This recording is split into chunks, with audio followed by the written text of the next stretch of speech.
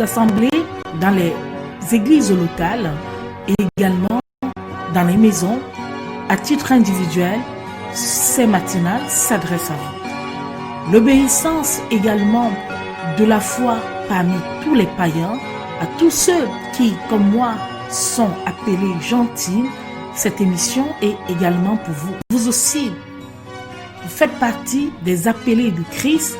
À tous les bien-aimés de Dieu qui sont partout dans le monde entier, soyez bénis. À ceux également qui pourraient être mes enfants spirituels, en notre soyez bénis. Aux étrangers, où que vous soyez, dans la diaspora, partout, soyez également bénis. Cette émission s'adresse également aux non-croyants, aux athées, à ceux qui hésitent encore. Soyez tous bénis. On en a besoin, nous tous, de Jésus-Christ, notre Sauveur. Vous êtes à la bonne porte. Vous êtes dans les matinales de Rachel.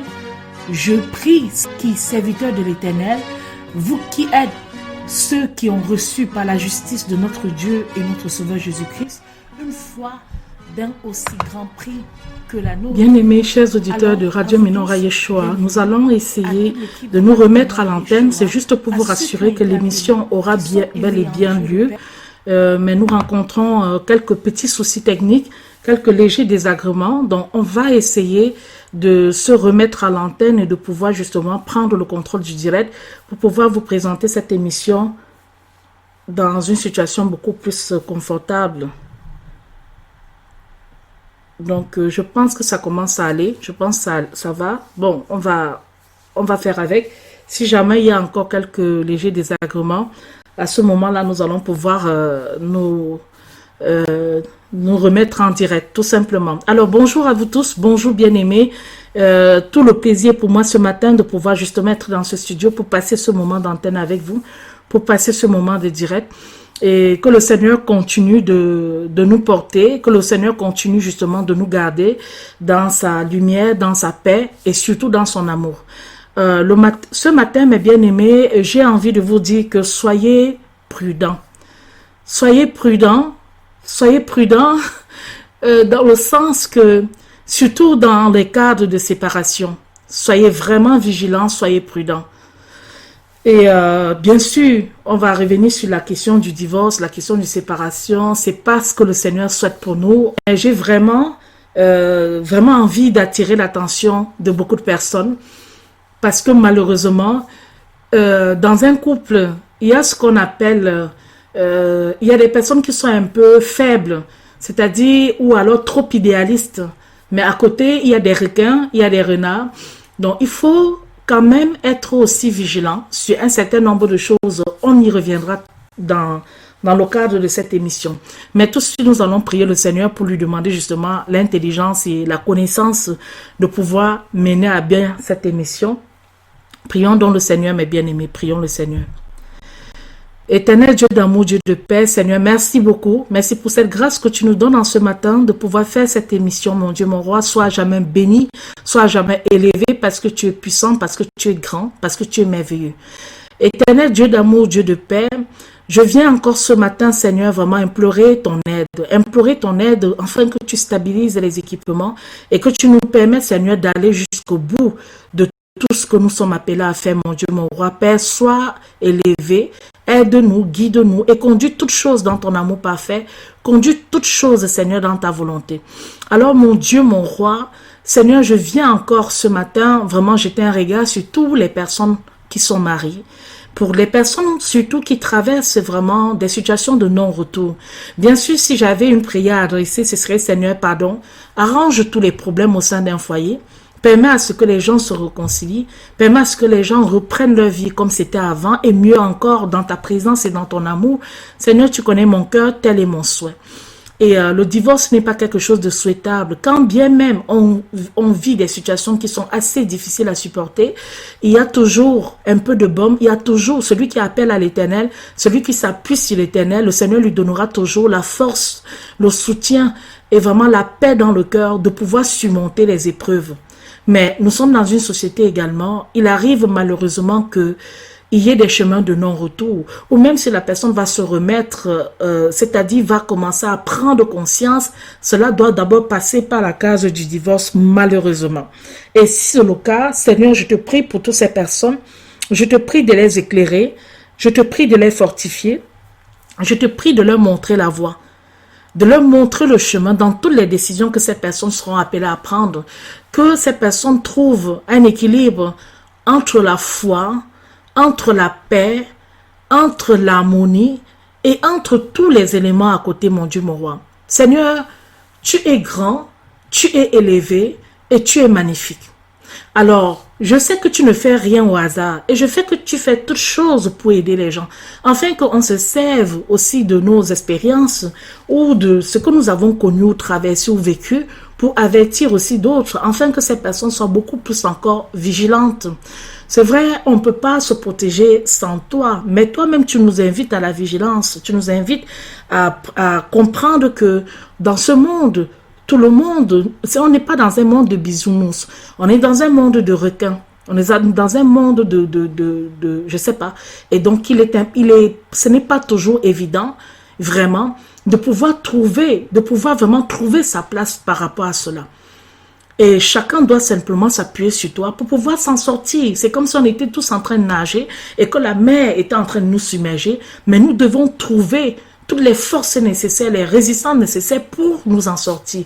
Et je te prie pour toutes ces personnes, Seigneur, pour des personnes qui ont été escroquées par des maris ou par des femmes vraiment sans foi ni loi, sans aucune dignité, sans aucune décence.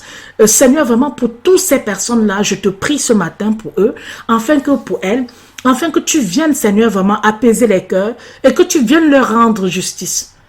Parce que tu es assis sur le trône, mon Dieu, mon roi, et toi, tu vois tout. Tu vois tout ce qui se passe sous les cieux.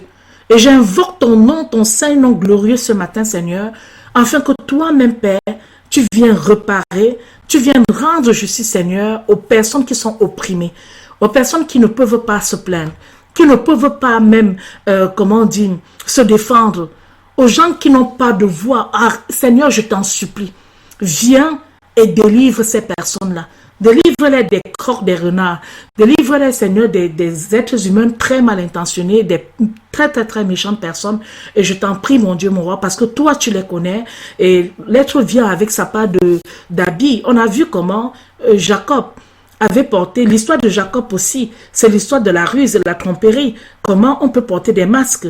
Il est venu, il a mis quelques poils de l'animal sur la main. Il a porté un manteau. Et il est venu se présenter en se montrant sous son vrai jour.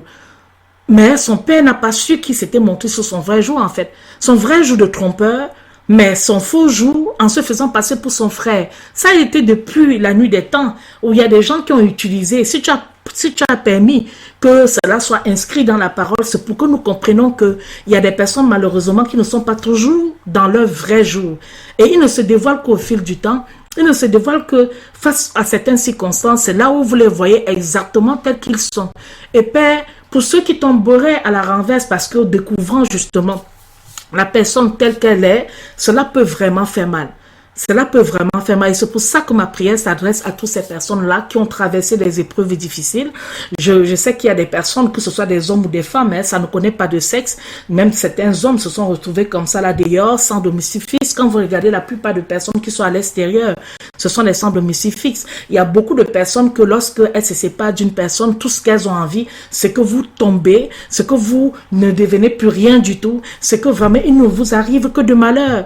Et quand vous essayez même encore de relever la tête, d'essayer quand même de vous accrocher, ces personnes ne peuvent pas être tranquilles tant qu'elles ne s'assurent pas de vous avoir totalement enfoncé, de vous avoir totalement plombé. Alors, Seigneur Dieu, aide les gens, à ne pas être tellement dans la naïveté, à être aussi capable de s'aimer. C'est vrai, on se rencontre, on se fie à ce que l'un ou l'autre dit et c'est une très grave erreur parce que, comme on le verra dans le cadre de cette émission, nous te prions, Seigneur, d'aider ceux qui ne sont pas encore mariés, ceux qui sont peut-être encore fiancés, de savoir vraiment si le mari ou la femme qui leur est destinée, c'est la femme que tu veux pour eux, Seigneur. On en a déjà fait 1 ou 2 émissions dessus sur le choix du mari, sur le choix de la femme. À quel point ce n'est pas à prendre à la légère. C'est quelque chose qui peut vous élever, tout comme c'est aussi quelque chose qui peut vous ramener dans les caniveaux si Dieu n'est pas dedans.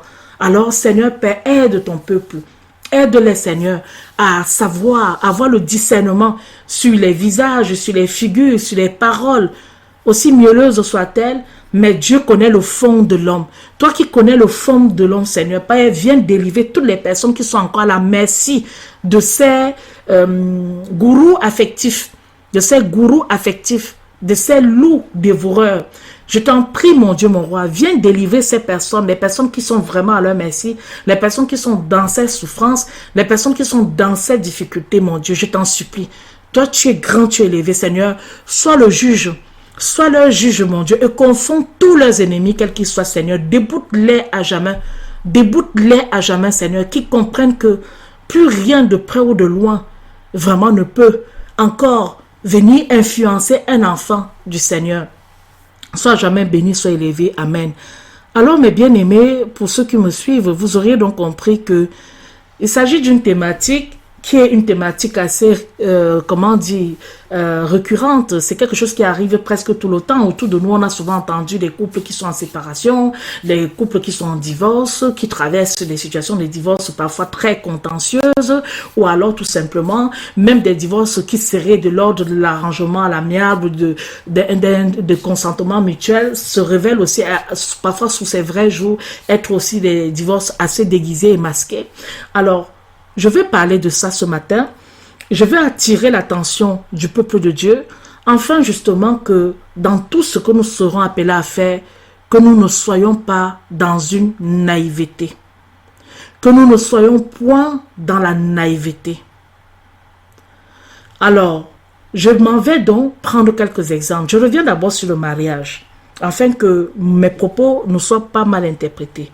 Je le dis encore, ce n'est pas dans la parole de Dieu qu'il est encouragé de se séparer. Le Seigneur est formel, il est clair dessus. Lorsque les pharisiens, autant qu'on trouve le texte, lorsque les pharisiens s'avançaient vers le Seigneur pour lui poser justement la question sur la répudiation, la lettre du divorce et tout, que Moïse avait prescrit et tout, le Seigneur lui-même a pris la peine de bien instruire dessus, a pris la peine justement de... Et parmi les reproches qu'il reprochait, c'était toujours la dureté du cœur. La dureté du cœur. Parce que le Seigneur sait que tout ce qui arrive, les conflits, regardez tout ce qui se passe dans le monde, tout ce qui est conflictuel, c'est toujours lié à une chose, la dureté du cœur, l'intolérance, aussi la méchanceté. Donc tout est toujours autour du cœur, mes bien-aimés. Le cœur, on dit vraiment garde ton cœur plus que toute autre chose, parce que c'est de là que sortent les sources de la vie. Mais je veux aussi te dire que c'est de là aussi que sortent les sources amères, les eaux amères, les eaux maras. Dans la parole de Dieu, vous savez bien à quel moment il a été question vraiment des eaux amères. On se souvient, nous tous, lorsque le peuple sortait d'Égypte et ils avaient soif, à un moment donné, ils ont vu une source. Et là, la source était une source amère. Ils ont commencé à murmurer, ils ont commencé, comme c'était souvent toujours à leurs habitudes et tout, ils ont commencé à murmurer contre le Seigneur par rapport à cela. Mais nous comprenons que du cœur de l'être humain, il peut avoir une source douce, il peut aussi avoir une source amère. Et le problème, c'est que lorsqu'on s'engage avec quelqu'un, on ne peut pas voir son cœur. On se fie très souvent à ce que la personne dit ou à ce que la personne essaie de faire pour essayer de se donner une certaine apparence, pour essayer de se donner une certaine apparence, pour essayer de se donner une certaine acceptation. Oui, une certaine acceptation, mes bien-aimés. Nous allons d'abord, avant d'aller plus loin, lire l'évangile de Matthieu au chapitre 5. Et je pense que nous allons lire pour le coup à partir du verset 31. Voilà. Et il a été dit aussi, si quelqu'un répudie sa femme, qu'il lui donne la lettre de divorce. Vous savez, c'était le sermon sur la montagne, donc quand le Seigneur enseignait par lui-même et tout. Mais moi, je vous dis que quiconque répudiera sa femme, si ce n'est pour cause d'adultère, il l'expose à devenir adultère. Et quiconque se mariera à la femme qui aura été répudiée comme un adultère,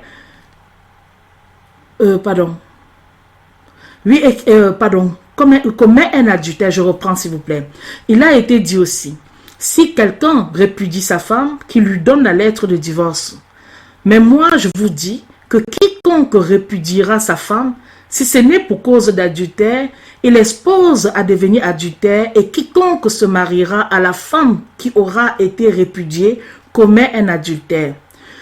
Vous avez encore entendu qu'il a été dit aux anciens, tu ne te parjureras point, mais tu t'acquitteras envers le Seigneur de ce que tu auras promis avec serment.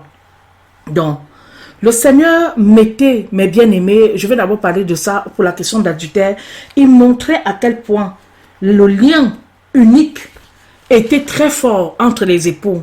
C'est-à-dire que même l'adultère n'aurait jamais dû les séparer d'après le Seigneur.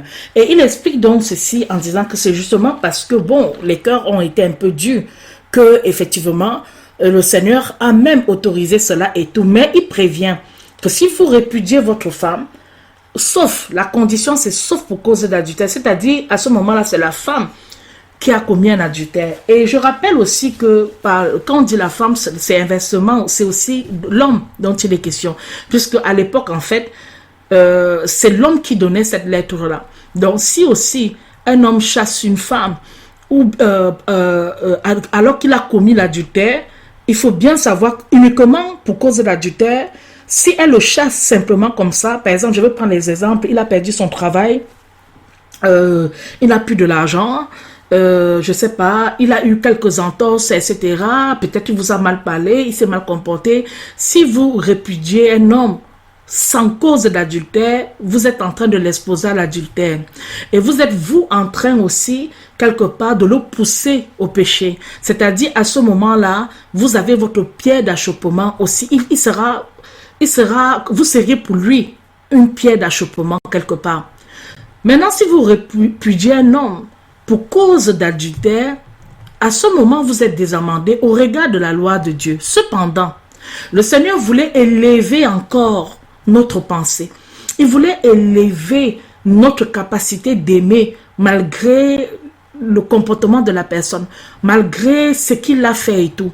Donc, il voulait que nous ayons les sentiments beaucoup plus honorables, des sentiments beaucoup plus élevés en fait. C'est ce que le Seigneur recherche en nous. Le Seigneur n'est pas dans le contentement. Il veut toujours que nous mourions à nous-mêmes. C'est pas évident d'être trompé.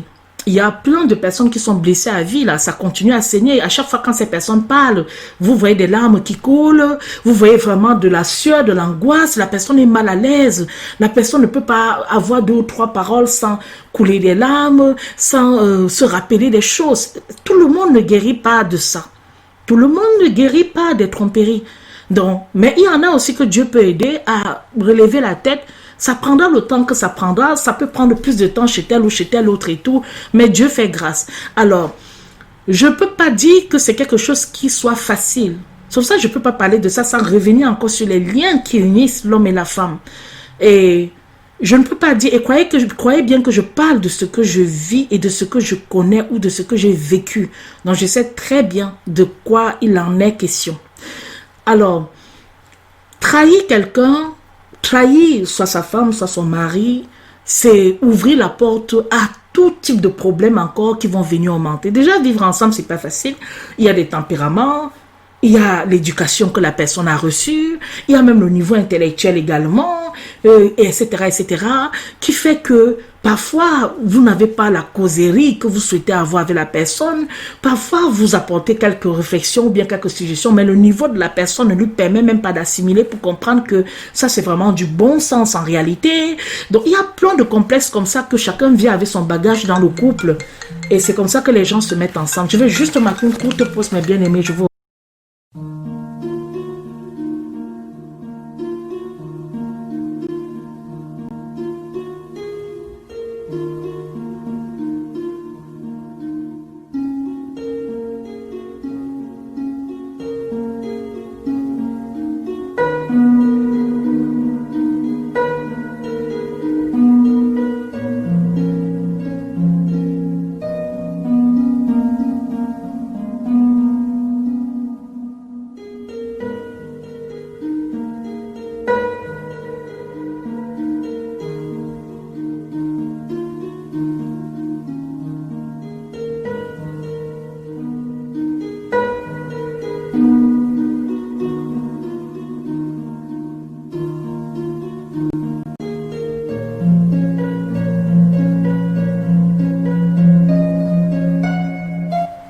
mes bien-aimés, rebonjour encore, rebonjour. On a été légèrement interrompu. Alors, je disais avant qu'on ne soit interrompu que il y a beaucoup de raisons qui peuvent amener un couple à se séparer. Et ce n'est pas toujours facile. Ce n'est pas toujours facile, mes bien-aimés, bien comprendre cela. Et il faut simplement que chacun essaye de s'en accommoder. Chacun essaye vraiment de supporter ce qu'on peut supporter pour que les choses se passent mieux. Je dis bien pour que les choses se passent mieux. Alors, j'étais en train de dire ceci, que dans la plupart des raisons, la seule raison que le Seigneur trouve recevable, c'est l'adultère en fait. Ça ne veut pas dire que le Seigneur ne savait pas qu'à cette époque, il n'y avait pas des gens qui se comportaient autrement, autre que l'adultère. Et je disais aussi que il y a des choses qui peuvent séparer un couple. Il y a l'éducation, il y a le niveau de connaissance aussi, il y a aussi... mais pour le Seigneur, ce n'est pas ça qui peut séparer les gens. C'est-à-dire, c'est un peu minime en fait. Ça ne pèse pas, ça pèse qu'une plume. Parce que le Seigneur part sur la base que si vous êtes vraiment une chair, vous allez réussir à arranger tout cela. Cette différence qu'on peut voir, si on est rempli de bonne volonté. Mais lorsqu'on vient malheureusement dans les couples, nous avons un bagage de frustration, nous avons un bagage aussi d'orgueil, nous avons aussi un certain bagage de choses qui viennent plutôt ralentir la fusion entre les deux. Les égoïsmes, la recherche de l'intérêt personnel et plein d'autres choses, ça fait que ça vient totalement ralentir cela. Et quand cela vient totalement ralentir, cela vient créer encore des choses encore plus difficiles. Or, on est maintenant dans le cas des personnes qui sont malheureusement trahies. Il y a des personnes qui vont supporter, qui seront blessées, mais qui vont faire le choix de rester. Ils vont rester en mourant quelque part à petit feu. Non pas que... J'ai eu des témoignages à une certaine époque quand il y avait encore ce fameux site qui était ouvert, mais malheureusement ils ont fermé.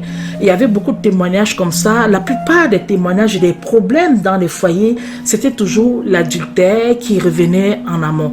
L'adultère parfois conduisait souvent à la naissance d'un enfant illégitime. Il y a des cas comme ça où des femmes ne s'attendaient à rien et des années plus tard, un enfant apparaît et c'est l'enfant du mari ou alors inversement. Mais quand une femme quand même est enceinte, le mari voit. C'est ça la différence entre les deux. Donc, à moins d'aller se cacher quelque part dans une île déserte en attendant qu'on accouche et tout. Mais habituellement, les enfants qui apparaissent comme ça du jour au lendemain, ça apparaît beaucoup plus dans la vie c'est beaucoup plus l'homme qui a fait ces enfants-là, etc. Ou alors la femme qui a intentionnellement dissimulé les premières naissances qu'elle aurait fait avant de rencontrer cette personne. Bon, ça arrive aussi. Mais tout ceci encore est gérable. La parole de Dieu veut nous dire que toutes ces situations sont gérables. Le Seigneur met un accent important dans l'alliance parce que cela renvoie également notre relation avec le Seigneur. Donc si tu es fidèle dans ton couple, si tu es fidèle à ton époux, s'il est fidèle à toi, il sera fidèle au Seigneur. Il sera fidèle au Seigneur s'il le connaît, s'il cherche Dieu, il sera fidèle à Dieu. Mais si, malheureusement, tu n'es pas fidèle dans ton foyer, tu ne peux pas être fidèle à Dieu. Tu peux même jurer par tous les carrefours, à tous les niveaux que tu crois en Dieu, que tu sais le Seigneur, etc. Mais ton cœur est dans la duplicité. Ton cœur est double. Parce qu'il dit, si vous n'êtes pas fidèle dans les petites choses, vous ne pourriez l'être dans les grandes. Donc ton cœur est double. Et c'est pour cette raison, mes bien-aimés, que il est important à notre niveau, je dis bien à notre niveau, de pouvoir bien savoir quels sont les engagements que nous prenons pendant que nous sommes avec le conjoint. Je ne dis pas d'être seulement maintenant sur ses gardes en disant « Ah, demain je vais quitter la personne, il faudrait que je prenne des précautions. » Non, sinon vous allez rater votre vie en fait. Vous avez raté, c'est pas du tout ça que je suis en train de dire.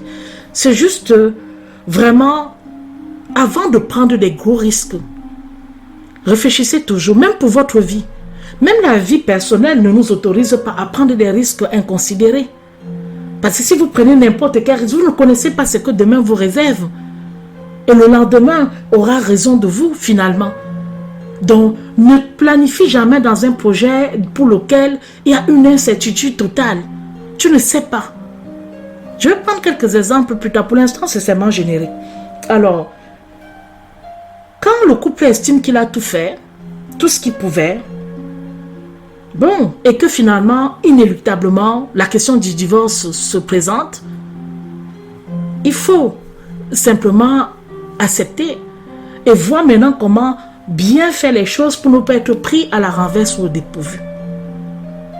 Ce ne sont pas les différents interlocuteurs, l'avocat ou alors le juge qui viendraient effacer la peine que vous avez. Au contraire, très souvent, certains ont tendance à vous monter les uns contre les autres et ils vont aussi, chacun essaie de tirer son avantage. Peu importe vos intérêts, d'autres vont écraser, etc. Moi, je dis, le chrétien doit toujours s'en remettre à l'Éternel. Le Seigneur lui montrera les pièges que Satan peut tendre sur sa roue. Et il sortira toujours comme ça, libéré et lavé. Il sortira toujours comme ça. Donc, il est important, il est très important que nous puissions comprendre ces notions-là dès maintenant pour éviter justement les drames qui s'en suivent après. Ce n'est pas normal. Moi, je trouve que c'est inadmissible que deux personnes qui avaient acheté un même bien, par exemple, se séparent et le monsieur devient sans domicile fixe. Pour moi, ou la femme sans domicile fixe, pour moi, c'est inadmissible. Ce n'est pas normal. Mais c'est des choses que nous voyons chaque jour autour de nous. Je pense que même quand on quitte quelqu'un, on doit aussi s'efforcer de savoir là où il va loger. Si moi je vous dis cela, c'est parce que moi j'ai vécu aussi cela. J'ai connu la précarité. J'ai failli me retrouver aussi sans logement. Parce que j'avais fait le choix de partir et cette personne voulait rester dans la maison. N'avait pas eu la délicatesse, n'avait pas eu la compassion de se dire que non, moi je vais me retirer, vu que c'est moi, enfin je vais plus rentrer que ce qui voilà, ça c'est une autre histoire, mais n'a pas eu cette délicatesse-là de dire que je vais me retirer tout simplement et on va essayer de voir, on va aller pas à pas, on va essayer de voir. Non, je n'ai pas eu ça. C'est moi au contraire qui me suis retrouvée dans la nature comme ça, en pleine nature. Et dans la nature, mes bien-aimés, vous pouvez vous retrouver dans des situations aussi difficiles. Si vous n'avez pas de l'argent pour subvenir, vous allez, pour les femmes, très souvent, peut-être vont se retrouver dans les foyers d'accueil ou dans les centres justement pour femmes, je ne sais pas, et tout ça là. Après, c'est les procédures. Si vous avez un peu d'argent, vous pouvez peut-être trouver un logement d'appoint en attendant justement et tout ça là. Mais vous recommencez tout à zéro. Quand vous quittez le domicile, quand moi je partais par exemple, il y avait tout au domicile. Il y avait les draps, il y avait les serviettes, il y avait de la vaisselle, il y avait les meubles, il y a tout le confort qui est derrière. Si je vous dis ça aujourd'hui, mes bien-aimés, c'est vraiment pour que le Seigneur vous donne la force de bien organiser, de penser aussi à vous. Hormis le chagrin, hormis la peine, il faut aussi penser à vous. Parce que si vous laissez que le chagrin vous submerger, malheureusement, vous allez beaucoup encore recommencer.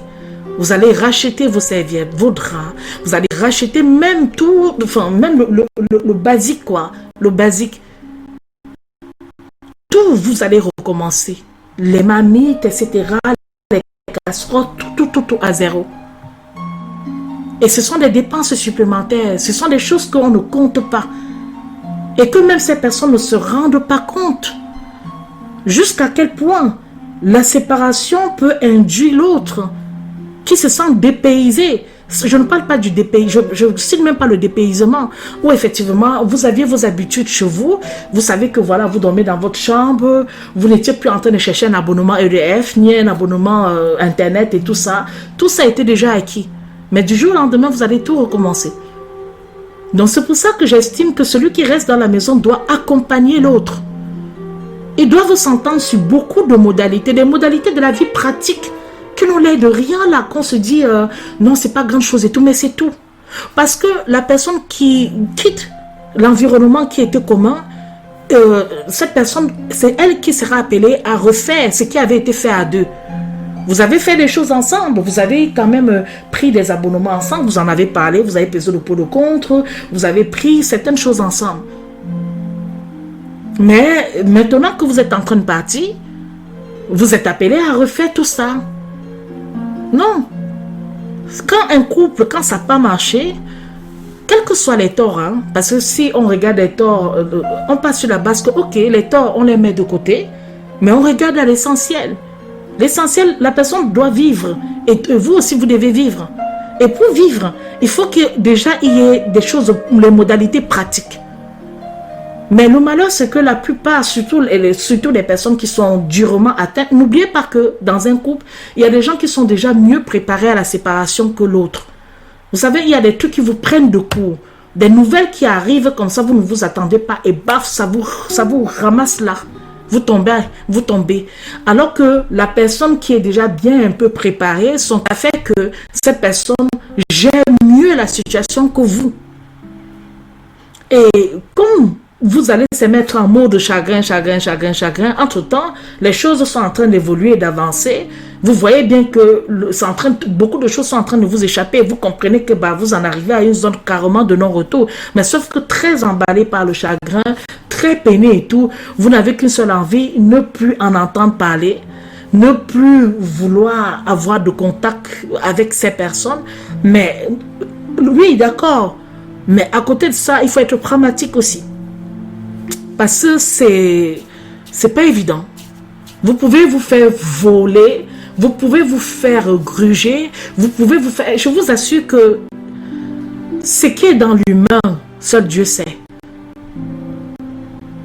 Lorsqu'on voit tous les scandales qui accompagnent, on dit souvent le divorce scandale, ceci, cela. Lorsqu'on voit tout ce qui est autour de nous, ce ne sont pas des extraterrestres. Quand vous êtes faible et quand vous ne réalisez pas, c'est comme si la partie adverse veut toujours vous écraser. Donc, pris d'un malin plaisir diabolique, le but c'est toujours de vous enforcer. Et beaucoup d'hommes gèrent peu la décision d'une femme de partir. Beaucoup d'hommes, moi j'ai dit beaucoup d'hommes et même beaucoup de femmes aussi. Mais surtout les hommes, parce que pour eux c'est toujours comme elles la font. Peu importe ce qu'ils vous ont fait, ils ne regardent même pas puisque beaucoup ne sont pas sensibles. Mais pour vous, la décision d'avoir décidé non, je ne suis plus avec toi, absolument pas. Ça, c'est déjà vécu dans leur orgueil comme un affront. Je vous parle bien sûr des personnes qui sont nées de nouveau parce que nous savons que nous avons contracté des mariages et des unions sans avoir vérifié que ces personnes étaient nées de nouveau ou pas. Et puis après, dans le cadre du mariage, on en découvre beaucoup de nouveaux visages et du temps. Et ces comportements font même parfois quelquefois foi à notre profond chagrin et regret. Mais que faire? On prend avec, on fait avec. Après, maintenant, il faut assumer tout simplement. Il faut assumer ses responsabilités. Personne, comme on dit au Cameroun, le choisi, c'est le choisi. Personne ne nous a demandé de nous engager avec ces personnes. Malheureusement, on est démunis à ce moment-là. Vous savez, il n'y a rien de plus terrible dans la relation du couple. C'est qu'en réalité, finalement, c'est encore toi seul qui prendra des décisions. C'est toi seul qui peut. Tu ne peux rien. Donc, on est un peu démunis. On est un peu impuissant face à des situations qui sont assez difficile.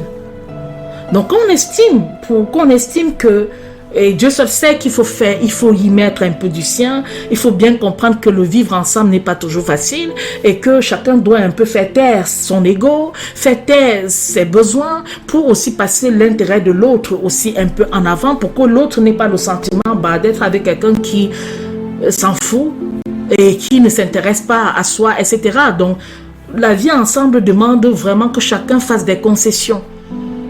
On ne peut pas simplement pensionner, être que sur une personne, sans penser aussi que, mais attends, en retour, qu'est-ce que je pourrais aussi donner, accorder à cette personne-là? Et quand je dis donner, c'est pas toujours dans le matériel, ça peut être l'affection, ça peut être la tendresse, ça peut être plein de choses, et ça peut aussi être dans le matériel, donc c'est pas exclu non plus. Et c'est tout ça qui fait un couple. C'est tout ça qui fait un couple. C'est-à-dire que même si ce n'est pas au même niveau, même s'il y a une personne, forcément il y a toujours une personne dans un foyer qui est toujours plus investie. Ça, on va pas se dire le contraire. C'est la vie est toujours comme ça. Mais quand les gens ont le souci de leur foyer, tous les deux voient quand même dans la même direction. Et ça va aller. Et ça va aller. Mais quand vous-même, vous n'appréciez pas votre foyer, vous seriez à la merci des personnes qui vont sans arrêt critiquer votre foyer, votre couple. Et vous seriez, voilà. Donc, il est important que vous puissiez comprendre les uns et les autres que la réussite d'un foyer dépend de deux personnes. Mais Dieu d'abord. Je dis bien Dieu d'abord parce que celui qui est capable de donner le bonheur, celui qui est capable de s'aimer l'amour, pas au sens du monde. Parce que n'oubliez pas que même ceux qui se séparent, il y a quelque temps, on leur disait je t'aime, hein. On leur disait qu'ils étaient vraiment, que la vie ne pouvait pas exister sans... Enfin, cela fait partie, ça c'est justement l'amour selon le monde.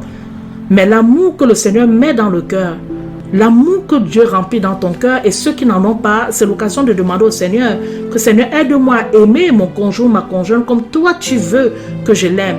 Parce que cet amour-là est rempli de beaucoup de grâce. C'est un amour qui est apaisant. C'est un amour qui tolère. C'est un amour qui s'irrite peu. Parce que il est vraiment enveloppé de la confiance en Dieu. Et ça permet de regarder l'autre avec le regard de Dieu. Et non de le regarder comme un adversaire ou comme un ennemi, ou de la regarder comme une ennemie ou comme une adversaire, ou de passer le temps à la comparer à je ne sais pas quel nombre de femmes qui existent sur la terre, ou de le comparer à je ne sais pas quel ancien ex et amant et tout. Donc, c'est toutes ces choses qui rentrent dans la préparation au mariage. Lorsque les choses sont faites correctement, bon, la plupart des mariages se font sans ça. Maintenant, il faut simplement qu'on essaie aussi de s'en accommoder. Donc, disons que soit, si le mariage a été contracté sans que ses bases et ses prérequis ne soient mis en place, nous devons donc prier, intercéder et demander au Seigneur, Père, aide-nous à apprendre à aimer. Aide-nous à apprendre à aimer. Vous êtes capable de cela, mais gloire à Dieu. Mais gloire à Dieu. Hein? Et ça va faire que vraiment le foyer va résister aux intempéries. La tempête sera toujours là, elle va gronder. Elle peut venir de nous comme de l'extérieur. Ça c'est, voilà, on est des êtres aussi pas parfaits. Mais lorsque le couple est vraiment rempli d'amour, de considération, de respect, quand même la tempête vient de l'intérieur, elle est très faible. L'impact est vraiment très faible. C'est surtout les tempêtes qui viennent de l'extérieur. Parce qu'ils ont déjà surmonté la part où beaucoup de couples ont du mal à surmonter. C'est-à-dire regarder dans la même direction, avoir la crainte de Dieu. Avoir la crainte de Dieu. Il y a des gens qui disent, oh, nous sommes restés longtemps et tout, mais sans la crainte de Dieu, ils ont passé le temps à se lâcher des mots, ils ont passé le temps, mais en montrant toujours que non. Il y a beaucoup de gens qui la jouent, hein, qui sont dans la surface, vu de l'extérieur comme ça et tout. Vous voyez seulement que c'est des gens qui sont vraiment ceci, mais vu de l'intérieur, c'est tout et n'importe quoi. Donc, il faut comprendre, une chose est certaine, en tout cas une chose est certaine, tout couple devrait, à mon sens, faire l'effort pour trouver toujours une certaine conciliation. Ça peut prendre beaucoup de temps. Maintenant, soyez sûr que Dieu lui-même, s'il trouve que non, c'est le moment de partir, il va vous le dire. Quand je dis c'est le moment de partir, ça ne veut pas dire que vous êtes toujours avec la personne. Vous pouvez être séparé de la personne depuis longtemps même. Mais le Seigneur ne vous a pas encore confirmé cela. Mais quand le Seigneur lui-même vient vous parler de ces choses-là, vous ressentez, il y a une paix. C'est comme si il venait mettre tous les baumes en même temps, il venait vous guérir, et vous montrer vraiment que voilà, même le regret que vous pouviez avoir, la culpabilité, tout cela s'en va avec l'amour de Dieu. Dieu vient effacer toute forme de choses. Et vous voyez maintenant les choses de manière plus limpide. Et encore, ça ne veut pas dire que les pièges ne sont pas là. Parce que Satan est toujours en train, maintenant, quand vous trouvez enfin la sérénité, la tranquillité, il va toujours essayer d'envoyer encore ces petits serviteurs pour vous nuire un petit peu et tout. Mais il y a toujours, le Seigneur vient toujours garde-fou, comme une mère pour qu'il protège ses enfants contre les fléaux, contre voilà, les bêtes sauvages, de peur que la proie soit encore dévorée et tout. Alors si on se retrouve maintenant dans ce cas de figure, deux personnes qui ont décidé malheureusement de se séparer et qu'il n'y a plus du tout quoi que ce soit. Le problème se complique lorsqu'on est marié dans la communauté des biens, aux acquêts surtout. Quand il n'y a pas de contrat de mariage. Quand il y a un contrat de mariage, le divorce, c'est que le contrat stipule, c'est liquidé. Quand c'est la séparation de biens, il n'y a pas à faire quoi que ce soit. C'est que voilà, les biens sont séparés, cela se s'entend tout. Mais là où il y a beaucoup de drames, l'option qui aurait pu être la meilleure de toutes les options, c'est-à-dire les personnes qui se marient en toute confiance. Ce que tu as, c'est pour moi. Ce que j'ai, c'est pour toi. Nous n'avons pas à diviser, nous n'avons pas à non. Tu es ce que je suis. Et donc, tout ça, c'est très beau, c'est très joli quand vraiment tout va bien. Mais ça se complique quand ça ne va pas. Et quand maintenant, encore, si ça se complique, quand ça ne va pas et que les deux sont remplis de très bonnes intentions, ça va. Mais si vous avez des requins, si une personne est un renard, vous n'allez pas savoir comme ça que c'est un renard. C'est au fur et à mesure justement de la procédure que vous allez vous rendre compte. Comme je dis là, le poil d'Isaac là va commencer à quitter tout doucement. De Jacob va commencer à quitter tout doucement. Et c'est comme ça que Isaac va commencer à attendre une autre intonation. Il va se rendre compte au fur et à mesure que non, mais ça c'est Jacob qui est en train de parler. C'est un peu de ça dont il est question. La tromperie va commencer à vouloir la ruse et la tromperie, etc. Et très souvent, ça s'opère quand le chagrin, quand l'autre est trop porté sur le chagrin ou alors trop idéaliste ou alors pas encore dans un état où effectivement il faut réagir.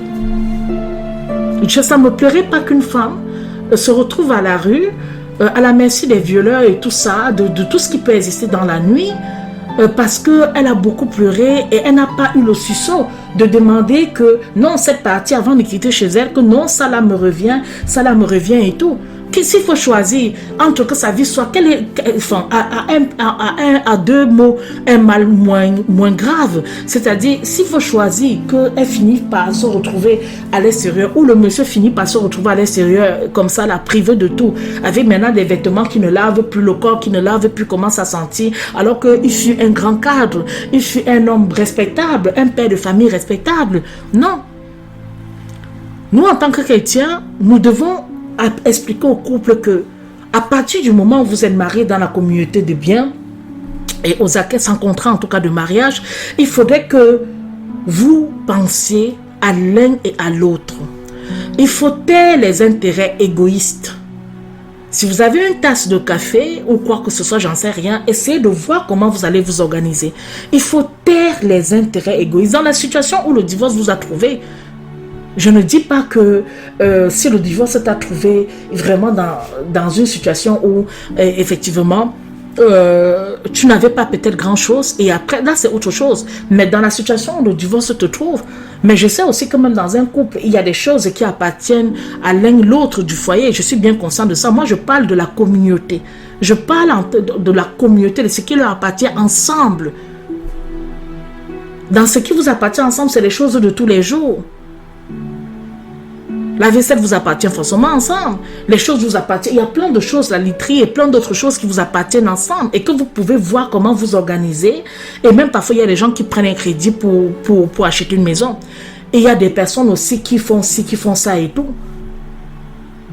Donc, dans ce qui vous appartient ensemble, prenez donc la peine de voir ensemble la part qui revient à chacun en toute bonne intelligence.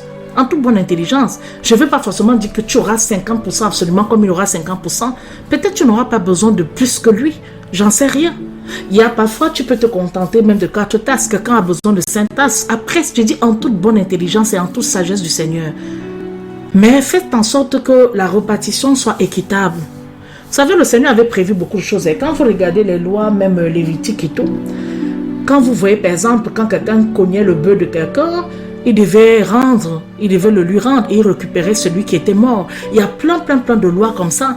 Si par exemple tu as creusé une fosse et tout, et que le bœuf de quelqu'un est venu tomber dedans et décédé, si on t'avait prévenu avant, alors tu vas rendre le bœuf. Mais si on ne t'avait pas prévenu, bon là ça va.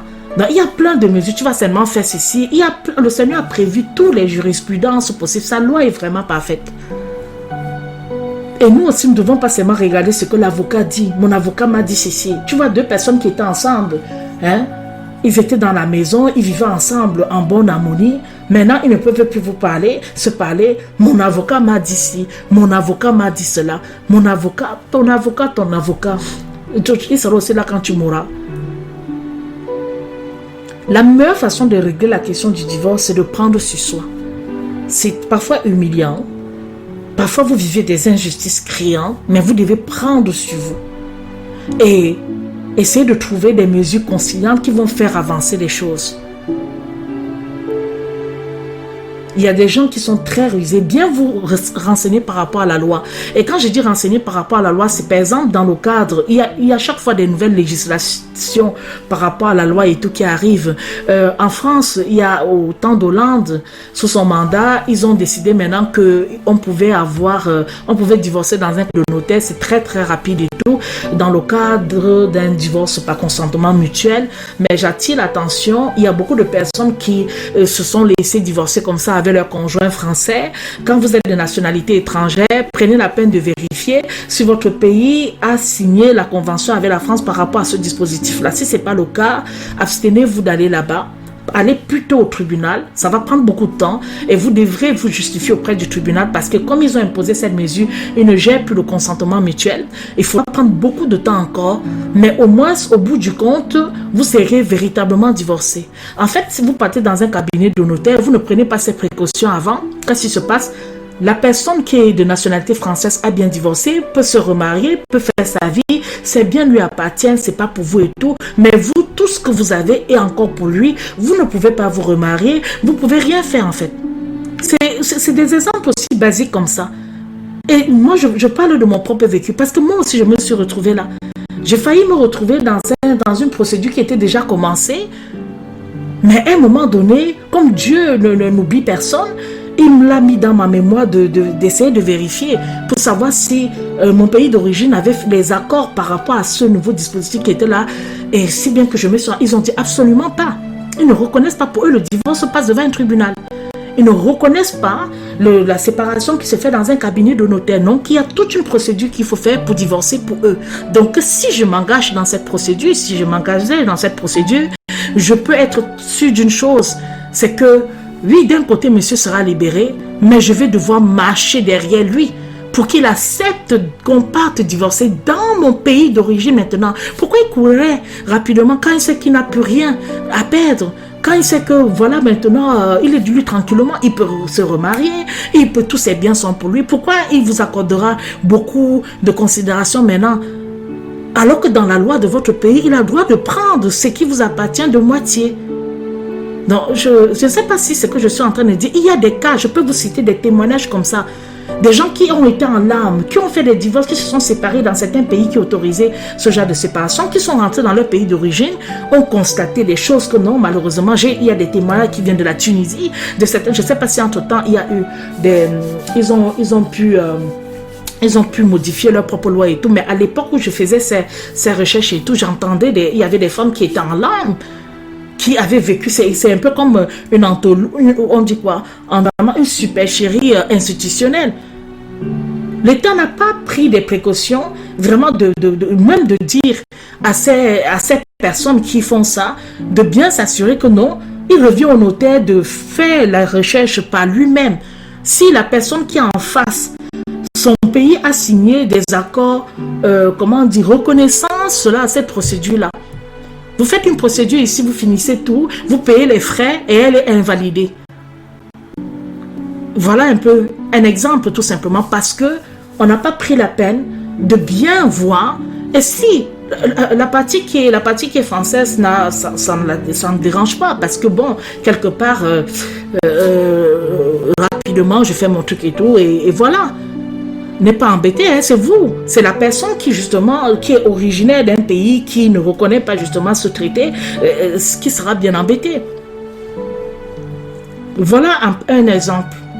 Pour des modalités, c'est vrai. Après, il y a aussi beaucoup de conflits au niveau de la garde. Quand il y a des enfants qui sont en jeu, la garde des enfants, après même les enfants, certains enfants sont même manipulés par l'un ou l'autre des conjoints. Et ça, c'est aussi des choses qui sont difficiles. C'est pour ça que arrangez tout d'abord. Entendez-vous surtout. Tant que vous êtes encore présent, vous pouvez encore obtenir beaucoup de choses. Mais quand maintenant vous êtes distant, vous êtes éloigné, après les communications se passent en tension, se passent en querelle, se passent en problème, c'est plein de choses.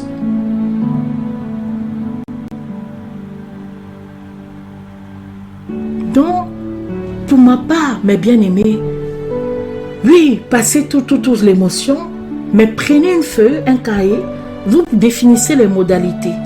Avec l'aide de Dieu, vous allez voir clair. Vous allez y voir clair et cela va aussi vous aider dans le temps que vous allez mettre dans le chagrin parce que quelque part, tout ne va pas vous énerver. Vous n'allez pas vous rendre compte que mais j'ai failli encore me faire avoir par ça. Et je vous assure, cette personne m'avait dit que non, non, non, pour moi je pense que c'est bon. Hein. Je ne pense pas qu'il y ait un problème, mais j'ai insisté que non, il faut appeler. Il faut qu'on appelle l'ambassade. Je n'ai même pas dit que non après. Non, là, il faut qu'on appelle devant que j'entende aussi. Et mais Dieu merci, on aurait pu tomber même sur quelqu'un qui ne connaissait pas bien et tout et pourrait dire oui. Mais encore le Seigneur m'a permis de poursuivre la recherche jusqu'au bout et de m'en assurer que non, dans mon cas d'espèce, ce n'était...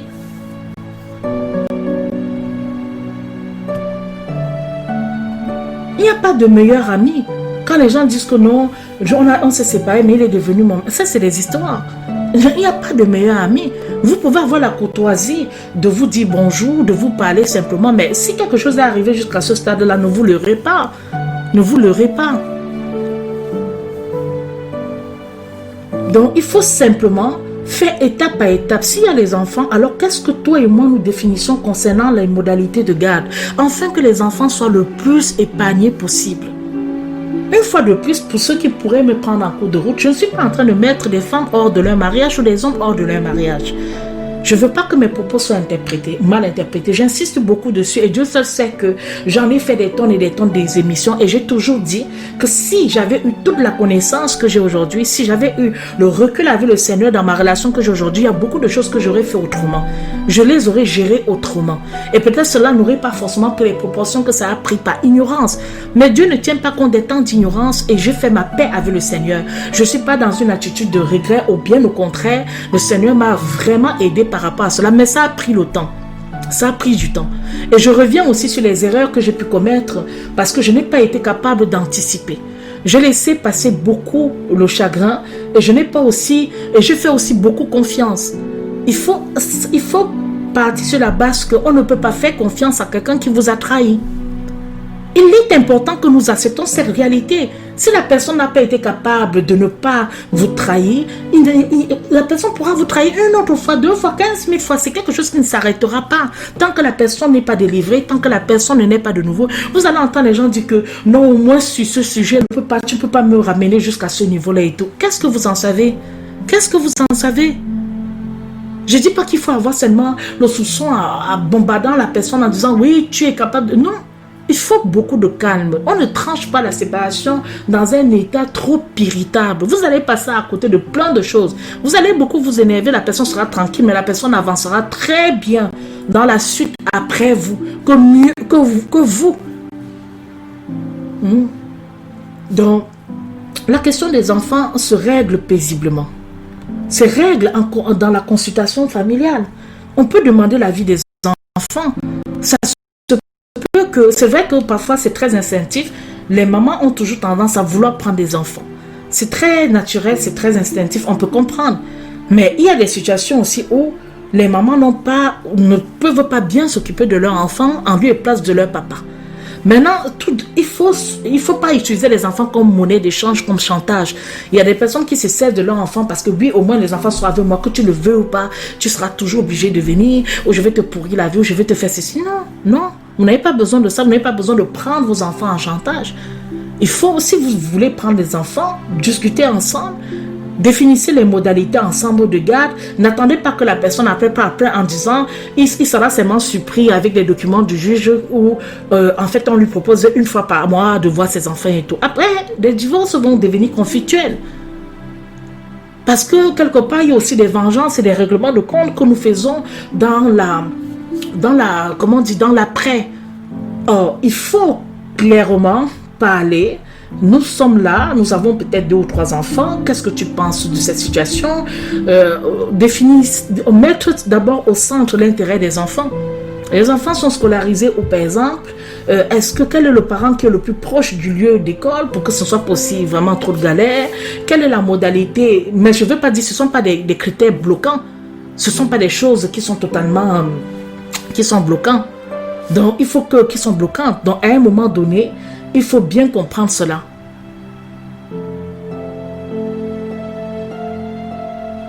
Donc, nous devons tenir compte de tous ces éléments-là.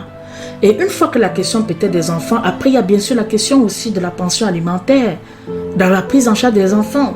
Je connais des parents qui étaient séparés et qui avaient des enfants, mais les pères s'arrangeaient à ne pas donner la pension alimentaire, ou du moins, ils sautaient un mois, ils s'arrangeaient à sauter 1 mois ou 2 mois, parce que certains disaient, oh, ça va aider la mère, elle va s'acheter des choses, elle va profiter de mon argent, surtout pas, mais tu l'as maudit, pourquoi? Son enfant, l'enfant que tu as là est venu d'où? Hein? Quand bien même ça va aider la maman à manger un petit bout de pain, à manger un peu de banane et tout ça, qu'est-ce que ça fait? Qu'est-ce que ça fait? Si ce n'est pas encore la méchanceté, c'est quoi, mon frère? Tu prives ton enfant d'une prise en charge financière qui est même légale, obligatoire. Heureusement maintenant qu'il y a des mesures assez sévères, ne serait-ce que pour le cas de la France, mais dans d'autres pays, les pays pauvres et tout. Allez chercher les papas qui vont donner la pension alimentaire, il n'en existe pas. C'est très rare. C'est maintenant de l'ordre de la rareté, de l'exception. Les gens ne donnent pas. Les gens ne donnent pas. La tête de l'être humain, c'est toujours de ruser dans sa tête comment je peux faire pour compliquer, pour que ce soit difficile, pour que ce soit ceci. Mais il fallait donc tout faire pour sauver son foyer. Ça ne sert à rien de pourrir le divorce. Ça ne sert à rien. Il faut tout faire donc pour sauver le foyer. Parce que si tu as tellement mal, parce qu'il y a tout ça et tout, mais pourquoi tu n'as pas tout fait pour que cela aille mieux? Ou bien pourquoi tu as accepté cette situation? Pourquoi tu n'as pas dit à ton conjoint que tu ne veux pas divorcer? Ou à ta conjointe que non, tu n'as pas envie de divorcer? Parfois on est rempli d'orgueil, on dit oui, je m'en fous, oui, je vais partir. Et après on rentre dans les mélodrames, on devient morose, on devient même méchant à la limite et tout. Et même dans les domaines sur lesquels on devrait absolument pas devenir. Maintenant, ça c'est autant d'exemples, mes bien-aimés. Financière, il y a la question aussi des revenus, parce que dans un couple, les gens n'ont pas forcément les mêmes revenus. Et encore une fois de plus, là aussi ça corse, parce que effectivement, les gens vont pas comprendre que mais moi je ne veux pas rester là à travailler toute ma vie, toi tu ne fais rien et tout, moi je ne veux pas passer le temps à te nourrir, hein. Il faut que tu te débrouilles aussi. Alors là, débrouille-toi, moi je ne veux pas supporter ci, je ne veux pas supporter ça. Bon, encore sujet à discussion. À côté de ça, mes bien-aimés, il y a les factures qui sont là et celles qui vont venir bientôt, parce que comprenez aussi que la communauté reste tant que le divorce n'est pas prononcé. Et si vous êtes appelé maintenant à opter pour la séparation de corps, il faut donc préparer cette transition-là. Comment faire? Il y a déjà les factures qui sont là. Bon, comment on fait pour les régler? Qui va s'en occuper? Et toujours de très bonne intelligence en fonction de vos différents revenus. Et maintenant, quel est le délai qu'on s'accorde? Le temps que peut-être le divorce soit prononcé, qu'est-ce que nous pouvons faire? Celui qui part sera aussi confronté aux factures, mais peut-être pas forcément au même montant que celui qui reste. Comment on fait pour trouver un certain équilibre? Par exemple, son EDF ou de la personne, ça peut être peut-être même 40 €, alors que pour vous, vous êtes encore en train de payer peut-être 70 €. Il faut toujours des mesures de compensation. Maintenant, celui qui fait le choix de rester, vous ne pouvez pas faire le choix de rester dans un confort et imposer à l'autre de supporter. Donc, c'est pour ça que c'est toujours en très très bonne intelligence, en se mettant toujours à la place de l'un et l'autre. Le confort a son bon côté, mais ça aussi son côté financier où il y a la saignée. L'inconfort a son bon côté, a son mauvais côté parce que c'est exigu, c'est petit. Moi, je parle par rapport à mon propre exemple, mais ça aussi le bon côté parce qu'il y a moins de... Les dépenses ne sont pas trop élevées. Donc, c'est tout ça qu'il faut voir. Parce qu'il ne faut pas s'approprier de quelque chose en disant que non, moi je vais rester absolument ici.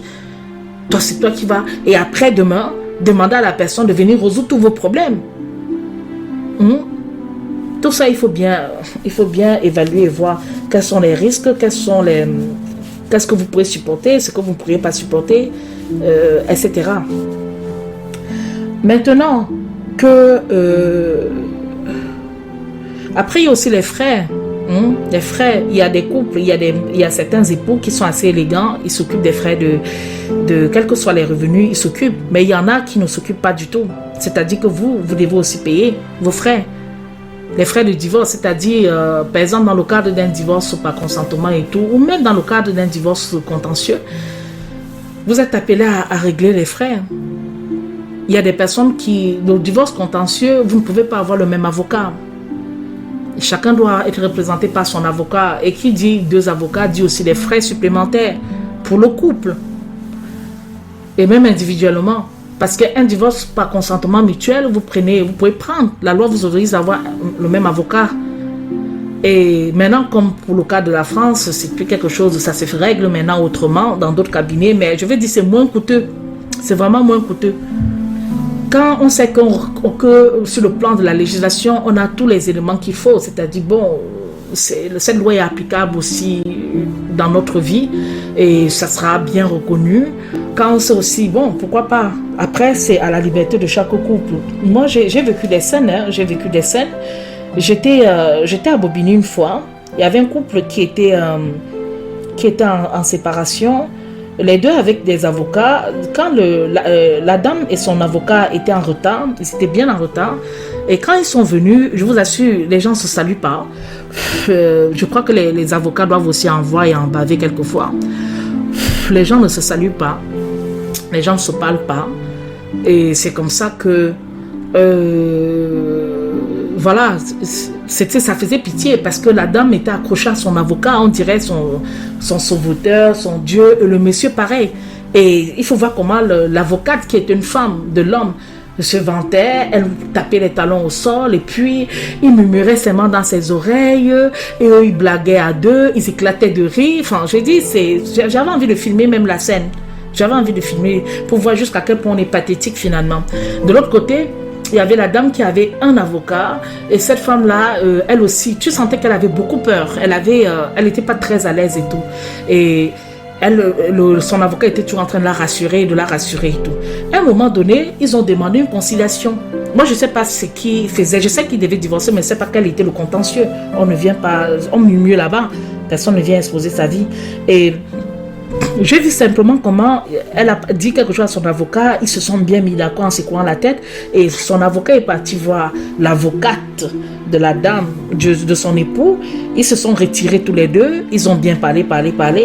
Et l'avocate du monsieur est venue revoir le monsieur et lui a certainement rendu compte parce qu'elle chuchotait dans ses oreilles et je le voyais seulement s'irriter disant non, il faisait des trucs, il manifestait vraiment, on n'avait pas besoin encore de leur donner un compte rendu, il leur montrait vraiment qu'il était en train de refuser purement et simplement ce qui lui avait été proposé. Mais pour quelle fin finalement? Et je vous dis que ce fut un très très long divorce parce que, enfin, du moins quand ils sont passés devant le juge et tout, parce qu'ils ont pris. Et ça fait que nous qui étions en train d'attendre, on a été entendus l'après-midi alors que c'était pas du tout prévu. Et c'est tous ces déchirements-là qui ne sont pas remplis d'orgueil. Les gens ont l'impression qu'ils donnent Dieu, qu'ils sont ci, qu'ils sont ça, mais non. Hein? C'est pas nécessaire d'en arriver à ces extrémités-là. Je vous assure que si vous n'avez pas encore vécu certaines choses et tout, ne croyez pas que c'est si facile. Hein? Vous pouvez ne pas reconnaître la personne avec qui vous avez vécu pendant des années et des années. Hein? Il n'y a pas quelque chose qu'il faut souhaiter. Il faut tout faire, il faut vraiment s'efforcer pour que tout se passe dans la paix. Vraiment. Parce que même si ça ne vient pas de vous, mais je ne pense pas que vous êtes content de voir ça et d'assister à ce spectacle et de voir la personne comme si la personne était devenue carrément un monstre. Ça va vous affecter. Quand ils sont sortis, j'entendais le monsieur dire une menteuse, quel cinéma, oh là là, quelle mise en scène, mon Dieu. Ah, peut-être qu'il ne s'était pas préparé à ça. Quand elle a demandé la mesure de conciliation, en tout cas, elle a demandé quelque chose, elle a suggéré quelque chose. Il disait non. Ah, peut-être elle a utilisé dans cette dernière arme fatale. On dit accorde-toi en chemin avec ton adversaire, de peur qu'il t'arrête et te jette en prison. Accorde-toi en chemin avec lui. Donc voilà, mes bien-aimés, autant de cheminement c'est un peu comme une causette, mais cela part aussi du vécu, cela part aussi des choses qu'on observe autour de soi et qu'on voit comment ça fragmente les familles, ça détruit. Bon, maintenant il part avec l'idée que cette dame c'est une actrice purement et simplement, mais une actrice, mais en tout cas visiblement là peut-être beaucoup écoutée, puisqu'il était très remonté, très en colère quand ils sont sortis. Que faire? Que faire maintenant? Il aurait pu aussi l'écouter. Ils auraient pu se parler. C'est pas parce que vous arrivez quelque part dans une juridiction où vous avez chacun son avocat que vous pensez que vous ne pouvez pas vous parler. Hein? Vous pouvez vous parler.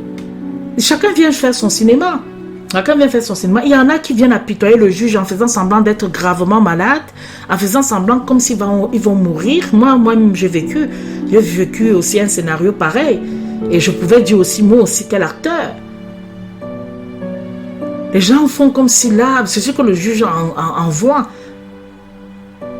Comme si le divorce là les a, comme s'ils n'étaient même pas contents. Alors que peut-être dès qu'ils sortent comme si, whoopi.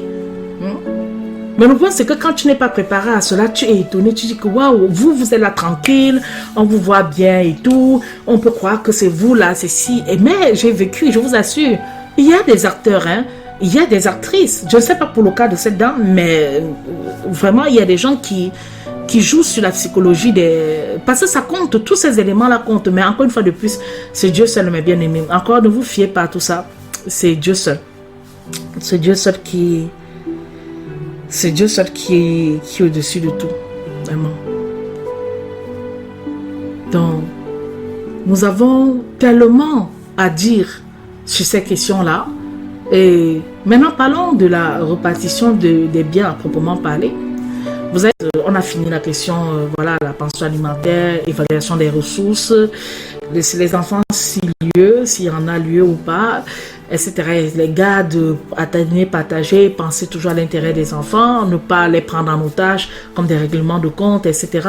Il y en a qui prennent leurs enfants lors d'une garde et qui voyagent pour aller dans un autre pays avec eux, ils fuguent, ou alors c'est carrément, je ne sais pas si c'est la fugue ou l'enlèvement, d'autres qui les attendent aux abords des écoles, on les récupère et c'est parti, ils partent pour toujours. Donc il y a tellement de souffrances, tellement de drames. Et il faut aussi comprendre, il ne faut pas aussi être très dur, parce que quand on est très dur, on peut pousser l'autre aussi à l'extrême. On peut pousser l'autre à un comportement incontrôlé. Donc il y a plein de choses. Il y a plein de choses qui sont qui doivent être revues. Dans plein d'affaires et tout ça. Donc, en tout cas, il faut toujours penser, il faut toujours se dire que il faut s'efforcer de faire ce qu'on peut. Mais vous ne pouvez pas réussir parfaitement le divorce. Il y aura toujours une tâche. Il y aura toujours quelque chose qui va venir comme je ne sais pas, de nulle part pour venir un peu vous plomber. Il y aura, sinon, c'est pour ça que c'est un divorce. Un divorce, non. Entends les gens dire, oui, après ça, on est allé, on a pris un pot, on a mangé un petit bout, et voilà, on a bien fêté notre divorce, et puis on a pris une bouteille. Enfin, ça, c'est, moi, je dis, ce sont les gens qui sont dans le délire et dans le déni de leur réalité. Hein? Moi, je pense que quand ça finit, on doit au contraire éloigner cette mauvaise vie. Enfin, je ne sais pas si on peut dire forcément cette mauvaise vie, mais mettre vraiment très loin, se retirer loin de ça, de reconnaître cet échec, l'assumer, mais être hors de cela. Pour moi, le divorce, c'est être en dehors désormais d'une vie, de cette vie-là. Ancienne vie, elle est bien finie. Même les nouvelles de cette ancienne vie-là doivent rester toujours dans le tiroir. Parce que ça, il y a des gens après qui commencent à s'ennuyer dans leur vie. Ils commencent à s'agiter dans tous les sens. Et ils veulent aussi vous pourrir la vôtre. Or, vous avez passé beaucoup de temps dans la difficulté, dans la souffrance. Et maintenant que ça commence à aller un peu mieux, vous levez un peu la tête de l'eau. Hein? De nulle part, ils atterrissent comme ça, là, comme s'ils étaient sur un drone. Et ils viennent, et voulant encore vous, non. C'est la séparation. C'est la mise à part. Pour le bien de votre vie future, il faut vraiment que ces liens soient rompus. Rompre les liens ne veut pas dire haïr, ne veut pas dire détester, ne veut pas dire ne pas parler à la personne. Mais les liens doivent être rompus. Ce n'est pas seulement le tribunal. Vous savez, quand quelqu'un se marie à l'église, la condition de se marier à l'église, c'est qu'il faut que le mariage civil soit fait. De même aussi que quand les liens sont rompus, il faut bien le comprendre aussi, même de manière spirituelle. Vous ne pouvez pas vraiment être dans une nouvelle vie harmonieuse quand vous êtes toujours dans le rétroviseur de l'ancienne. Quand vous êtes toujours dans la pénibilité, quand vous êtes toujours dans non, vraiment, vous ne pouvez pas. Il arrive un moment où chacun doit être éloigné.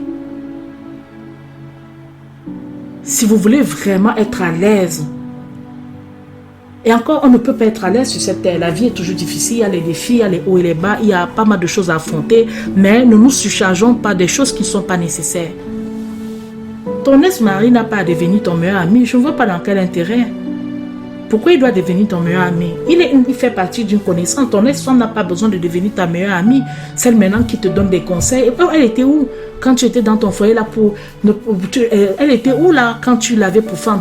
Pour ne pas te donner les mêmes conseils qu'elle te donne aujourd'hui et que tu trouves que ce sont des très bons conseils et tout. Pourquoi tu ne trouvais pas que c'était des bons conseils avant? Ou tu vas dire qu'elle s'est améliorée, elle a changé? Non. Beaucoup de foyers sont aussi brisés à cause des ex. Un ex qui est trop présent, une ex qui est toujours là, qui fout son nez, qui s'implante dans la famille, tout le monde la connaît, tout ça, ça brise des couples, ça brise des foyers. Et tôt ou tard, il y aura l'impact de ça dans le devenir de votre foyer, d'une manière comme d'une autre. Qui dit ex, dit aussi qu'il y avait sans ex. On peut enlever, il suffit d'enlever le IX là, et ça devient une relation normale. Ex-femme, tu enlèves le EX, le E et X, ça devient femme. Donc, faisons attention, ne soyons pas naïfs. Ne soyons pas naïfs. Il faut reculer cela loin de vous. Être dans les relations que vous comprenez bien. Ne vous engagez pas rapidement avec quelqu'un. Vérifiez aussi quelle est l'emprise de son passé sur sa vie. Est-ce qu'il a tendance toujours à aller vers les ex, à entretenir toujours et tout? Est-ce qu'il a souvent tendance, vous-même aussi vous avez souvent tendance pour l'homme qui veut choisir sa femme? Est-ce que tout dans son téléphone, il n'y a que les ex qui sont là, qui sont toujours présents et tout? Il faut préserver votre vie. Le mariage n'est pas un jeu. Ça ne sert à rien de rater son mariage parce que quand vous ratez, c'est très douloureux pour vous. Et vous payez les pots, vous continuez de payer les pots. Donc il faut comprendre que le mieux même c'est de s'échapper. Quand je vois le temps aujourd'hui que j'ai mis sans vouloir forcément m'engager dans une relation, cela m'aurait fait éviter 2 mariages si j'avais eu le même recul. Donc il faut comprendre que franchement ça sert. On n'est pas pressé pour s'engager dans une relation. Le monde croit que oui, une femme est mariée parce qu'elle est... Ça c'est pour eux. Quand tu sais que tu vis dans ton cœur, dans la chasteté, dans ta paix, il n'y a pas de problème. Il n'y a pas la loi qui dit que obligatoirement une femme doit aller épouser quelqu'un. Bibliquement, nulle part c'est dit. L'essentiel c'est de vivre, la parole de Dieu nous dit dans la sanctification. Tu peux être marié et tu ne vis pas dans la sanctification. Tu vis dans l'iniquité, on n'en peut finir. Donc, prenons le temps. Notre erreur, c'est qu'on est pressé. On veut voir avec les yeux voilés. On voit par la parole de l'autre. On entend ce qu'il nous dit, cela nous démange, cela nous chatouille. Mais, qu'est-ce que Dieu dit? Qu'est-ce que Dieu voit? Quel est le voile qui est caché? Et je vous assure que les choses peuvent... Le Seigneur ne vous prévient pas avant. Vous n'auriez pas l'impression de tomber dans une super chérie. Vous n'auriez pas, non, c'est pas du tout... On n'a pas vu venir. Prenez le temps. Fuyez vraiment les relations pour lesquelles le Seigneur ne vous a pas confirmé, n'y allez pas. Même si c'est le don Juan, je ne sais pas, le prince de quoi, l'homme qu'on a rêvé, comme quand les femmes sont dans les rêves, elles pensent toujours que c'est Baba Kaltan. La vie n'est pas dans les romans. La vie, c'est autre chose en tout cas. Et c'est pour cette raison que vraiment prenons le temps, se découvrir des choses. Même les petits prétendants qui pouvaient passer là rapidement, le Seigneur va te montrer à distance. On aperçoit mieux l'être humain que quand on est déjà noyé dans la relation, emballé. L'amour est aveugle.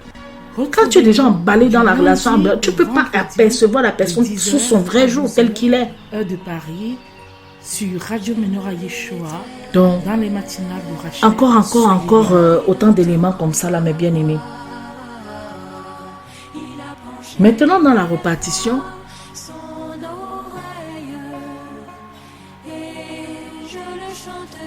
on doit se sentir à l'aise. Nous allons marquer une courte pause. On a l'impression qu'il y a un double son. On marque une courte pause, on reprend. À tout de suite.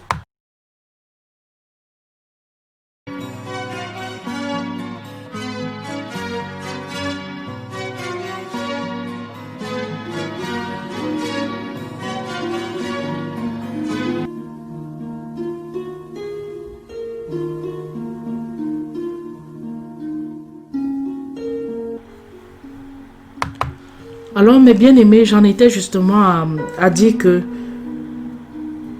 dans la répartition, il faut voir. Ce n'est pas seulement de dire, comme je le disais, là maintenant des biens à proprement parler, il peut y avoir des crédits. Il y a des couples qui ont contracté des crédits et voir comment faire d'un commun accord. Il y a rarement des couples qui n'ont pas eu de crédit au moment de leur séparation. On les compte au bout du doigt. La plupart, ça peut être un crédit à la consommation, ça peut être un crédit auto, ça peut être un crédit, je ne sais pas. Maintenant, on essaie de voir ce qu'on doit rembourser. Donc, voilà encore un autre élément.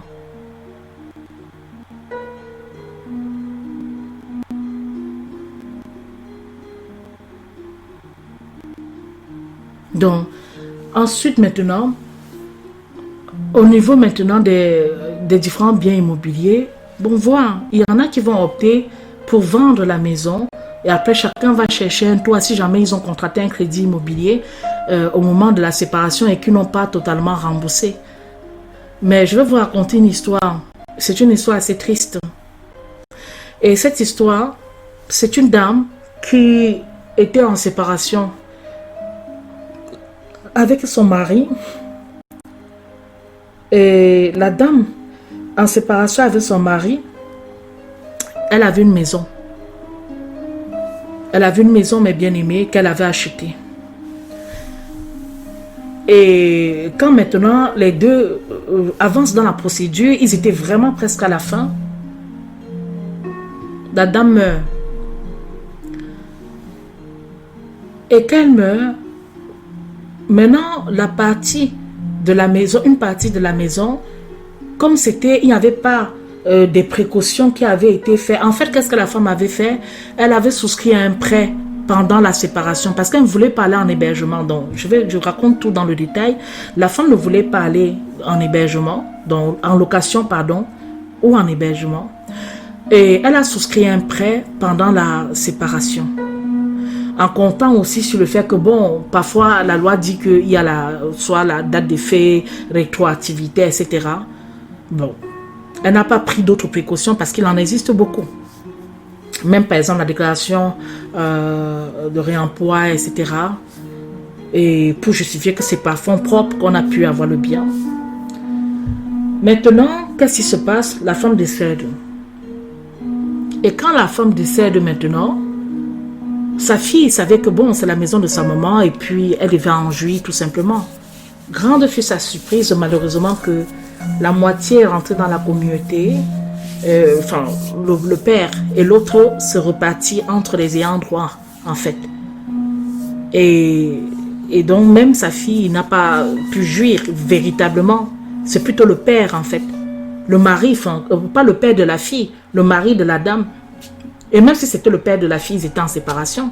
Donc, mais dans l'histoire, c'était le mari de la dame qui a finalement récupéré, alors que dans la tête de la mère, c'était un truc qui revenait de droit à sa fille. Donc, vous voyez que quand je dis soyons prudents, prenons des précautions, c'est que la vie peut nous surprendre. Nous ne savons pas. Tu peux même vouloir faire une démarche et tu n'as pas le temps d'aller jusqu'au bout de la démarche et tu es parti. Les éléments qui ont été donnés n'ont pas été suffisants pour prouver que c'était par fonds propres qu'elle avait pu avoir. Donc, c'est vrai, on pourrait dire ça reste que du matériel après tout, mais encore une fois de plus, le matériel aussi peut te perdre. Je veux dire ceux qui se retrouvent dans des situations de précarité, qui sont à l'extérieur, qui n'ont pas de toit, qui n'ont pas où dormir et tout. Je ne sais pas l'histoire de cette fille, mais je pense que ça doit être aussi difficile pour elle. On aurait pu penser que la décence aurait pu faire que le monsieur, sachant que honnêtement la femme avait pris de son propre dans ses fonds pour pouvoir acquérir cela, il aurait pu se retirer du bien. Il aurait pu ne pas être intéressé par rapport à cela. Il aurait pu dire non, écoute, c'est vrai, ça me donne droit, mais on va essayer de voir comment faire en sorte que cela te revienne tôt ou tard. Tu peux même revendre, on va trouver une solution, je vais te donner, je vais te faire un leg et tout. Mais l'élégance là, c'est pas ça. Hein. Dans la réalité, c'est pas du tout ça. Beaucoup de morts pouvaient se lever et s'étonner que mais c'est toi qui fais ça. Mais hélas, hélas, hélas, hélas, tant qu'on n'est pas parti de l'autre côté, on ne peut pas savoir. On ne peut pas savoir qui sont là, quelle est la vraie nature des gens qu'on laisse derrière. Il y a autant d'exemples comme ça. Il y a autant d'exemples comme ça. Et c'est pour ça que la loi a essayé du mieux qu'elle a pu de pouvoir encadrer en donnant quelques cadres, quelques cases où effectivement, si on se retrouve, on peut comprendre que les gens se retrouvent dans une situation, la procédure parfois prend beaucoup plus de temps et devient un peu longue et tout et pesante. Bon, hein. Mais moi le conseil que je pourrais donner, et moi je veux prendre encore un autre exemple, et ça je l'ai su qu'il y a quelque temps. Cet autre exemple, c'est que c'est un couple qui est toujours en divorce, en séparation. Et le monsieur trouve que la procédure est assez longue, prend beaucoup de temps. Avec sa compagne, il décide de prendre un prêt pour souscrire à un crédit, pour acheter leur bien immobilier. Bon, et ils veulent obtenir de la femme, donc de l'ex, un document pour lequel elle se désengage, de tout ceci, de tout cela autour du bien. Or, ça c'est ce qui est dit en fait.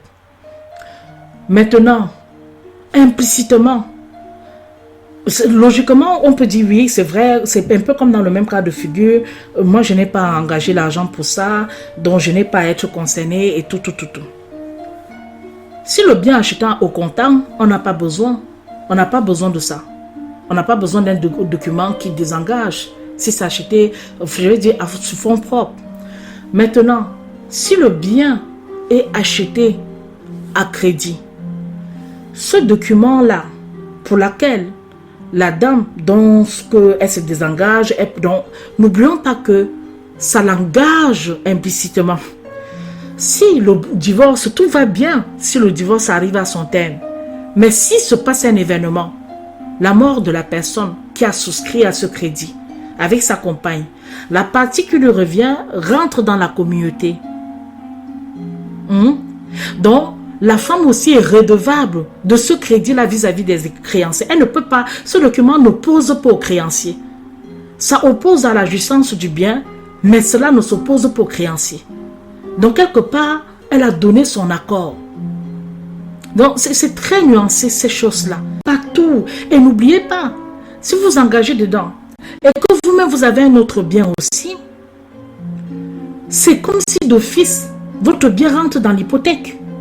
Si vous n'arrivez pas à rembourser le crédit que la personne avait contracté pour son bien, si vous n'arrivez pas à rembourser, on peut saisir aussi votre bien. Il peut y avoir des événements, il peut y avoir des choses où on peut saisir cette maison, ou alors on peut même aller jusqu'à... on ne sait pas jusqu'où ça peut aller, mais bien aimé. Or, vous voyez que, normalement, moi je dirais aux gens, si vous êtes en séparation avec quelqu'un, et que l'autre côté, l'autre partie, le couple, veut se mettre ensemble et veut acheter leur bien par crédit, moi je vais dire, ne vous y mêlez point. Ne vous y mêlez point. Qui trouvent des solutions, ils peuvent acheter au nom de la compagne. Après, ils verront comment rentrer dans la communauté, apporter un apport communautaire.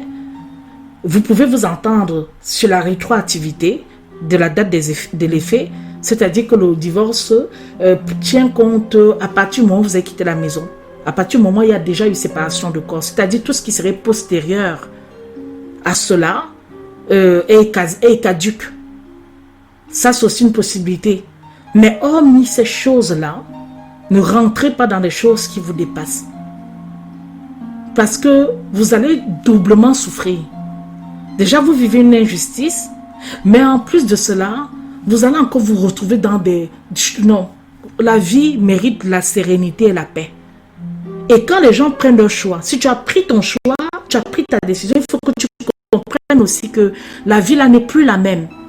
Tu ne dois plus nécessairement avoir besoin de l'autre en réalité. Il faut à un moment donné assumer les choix aussi qu'on prend et connaître aussi les avantages et les inconvénients des choix et des responsabilités que nous prenons. Sinon, n'importe qui serait le président de la République. Lui, là, il est président de la République, mais il veut aussi en même temps vivre comme un citoyen normal, ne pas rendre des comptes, ne pas ceci, cela. Non. Il a pris le choix d'être président de la République et ça impose qu'il rende des comptes également. Donc, tu ne peux pas vouloir opter pour quelque chose et vouloir encore une autre chose. Non, ça ne marche pas comme... La vie ne marche pas comme ça. La vie ne marche pas comme ça, mes bien-aimés. Donc, il est important que chacun se débrouille. Chacun vraiment, à un moment donné, surtout en matière de divorce, vous allez réussir votre divorce quand vous allez fuir les problèmes. Quand vous allez vous mettre loin des problèmes. Que personne ne vienne vous troubler ou vous faire ou agiter quelque chose. Parce que cela, après, c'est difficile. Si vous vous rendez compte que vous vous êtes fait avoir finalement. Et si vous passez dans la catégorie justement de cette personne-là, hein, vous seriez encore tiraillé pour quelque chose que vous n'avez pas voulu, pour un truc qui ne vous intéressait pas du tout. Vous allez maintenant vous tirailler et vous n'allez plus savoir comment par où donner la tête. Non. Non. Donc, éloignez-vous. Éloignez-vous de ces personnes-là. Ne perdez pas votre temps auprès de ces personnes. Laissez-les tranquilles. Quand on a quitté, moi je suis toujours, vraiment c'est ce que j'en crois. Quand vous avez quitté quelqu'un, laissez sa vie en paix. Laissez-le en paix. C'est pas facile. C'est vrai parfois. Au début, on peut avoir encore la curiosité. Jusqu'à quand? Jusqu'à quand? Vous allez vous faire du mal pour rien. Tournez-vous. Je dis, ne regardez pas comme la femme de l'autre. Ne regardez jamais derrière vous. Si tu es parti, pas seulement, continue simplement ta route. Tôt ou tard, la vie va finir par vous rattraper. Directement ou indirectement, la vie finira par vous rattraper. Dieu seul il voit tout. Il y a des gens qui n'ont pas de dignité, qui n'ont pas de décence et qui sont là, ils s'en foutent. Mais vous, vous n'êtes pas de ce genre. Et c'est pour cette raison que vous devez préserver votre cœur. Et vous préserver. Et regardez plutôt devant, regardez actrice. Ne pas jeter un regard en arrière comme la femme de l'autre. Fuyez tous ces troubles, toutes ces choses qui sont nuisibles, ces choses qui vont venir encore piquer votre cœur. Chaque fois vous allez évaluer leur vie, évaluer que, ah oui, maintenant c'est comme si, non, non, non, non.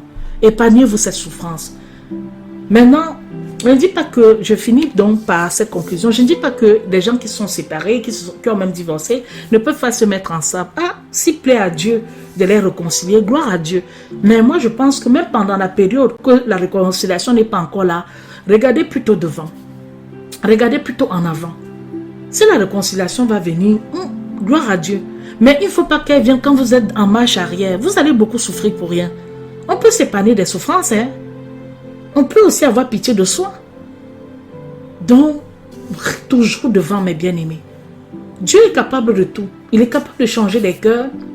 Il est capable de ramener. Il est capable de ramener ce qui était perdu et tout ça, c'est vrai. Mais mieux vaut s'attendre à l'Éternel en avançant devant que de regarder en arrière et s'attendre à l'Éternel. Regardons toujours devant nous. Ça, c'est mon conseil, c'est pas une loi, c'est pas comme si c'est juste au regard de ce que j'ai aussi vécu, parce que je me suis rendu compte que lorsque je regardais en arrière, c'est-à-dire ça fait que tu vas te morfondre, tu vas constater encore un truc qui va te blesser, et c'est toi qui auras ta journée qui sera un peu pourrie, et la personne sera tranquille et tout. Donc le mieux c'est simplement d'acceptiser. Mais seul le Seigneur peut guérir, hein. Seul le Seigneur peut guérir ce qui est vif, ce qui a blessé. Lui seul il peut guérir. Et je rends grâce à Dieu si j'ai un témoignage à faire. Vraiment, je reconnais que le Seigneur m'a guéri. Et ça va faire déjà, véritablement guéri, ça va faire déjà bientôt 3 ans.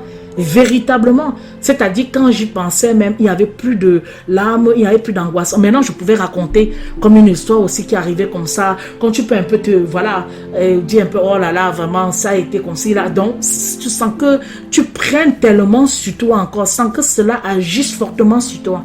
Véritablement. Il y a bientôt 3 ans, ça je peux le dire.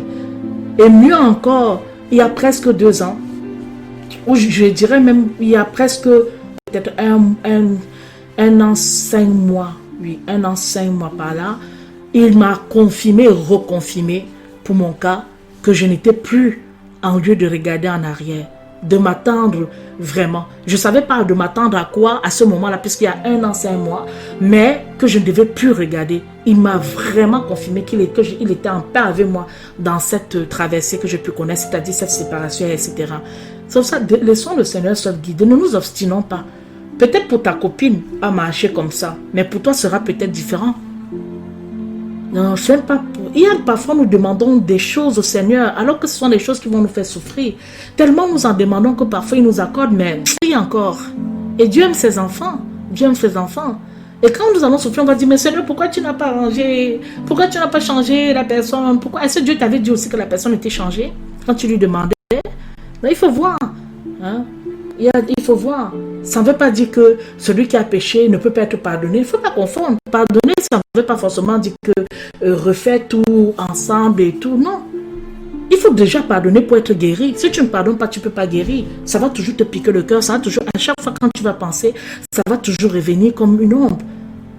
Mais quand tu pardonnes, tu trouves même aussi les aspects qui ont été positifs, les aspects qui ont été aussi bien. Tout n'a pas toujours été que tristounet. Tu regardes aussi les vies autour de toi, tu comprends que non, ça n'a pas aussi été tellement pire. C'est aussi ça.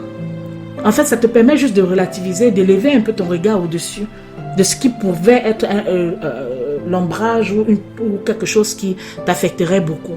Voilà, mes bien-aimés, ce que j'ai essayé de vous livrer. Et j'espère que ça vous édifiera et que ça va vous rassurer encore et vous fortifier. Et vraiment que vous allez pouvoir voir de l'avant. Vraiment pouvoir voir de l'avant. Donc, soyez bénis. Et soyez fortifiés, que Dieu nous garde et vraiment qu'il préserve encore les foyers. Et je vais finir justement par cette prière encore, parce que c'est fondamental, c'est vraiment très important le couple, c'est vraiment important. Et c'est pour ça que Satan s'en prend tellement au couple, tellement. Prions le Seigneur. Éternel Dieu d'amour, Dieu de paix, Seigneur, je te remercie infiniment. Je te remercie pour le Dieu prévoyant, le Dieu prévenant que tu es, le bon Père que tu es, mon Dieu. Je te remercie, Seigneur, parce que tu es merveilleux, parce que tu es formidable. Et je te prie, Seigneur, de protéger les personnes qui sont dans leur mariage. Seigneur, veille sur les foyers.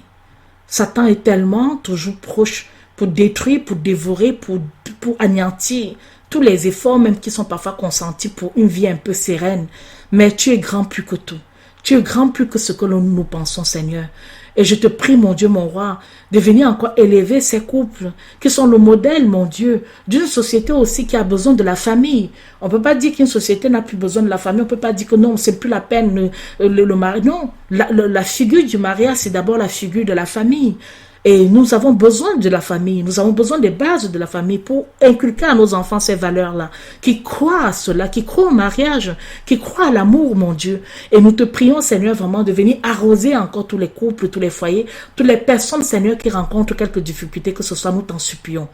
Père éternel, je te prie, moi particulièrement, mon Dieu, de venir vraiment aider toutes les personnes qui ont été blessées, toutes les personnes qui ont été, qu'on a trompées, qu'on a trahies, et qu'on a même spolié, et qu'on a, Seigneur, créé quelques entourloupes et plein d'autres choses, Seigneur, pour leur prendre ce qui était à eux, et bien d'autres ruses, et bien d'autres choses que Satan peut mettre en avant, Seigneur, aie pitié. Pardonne à ces personnes qui ont été méchantes vis-à-vis des victimes.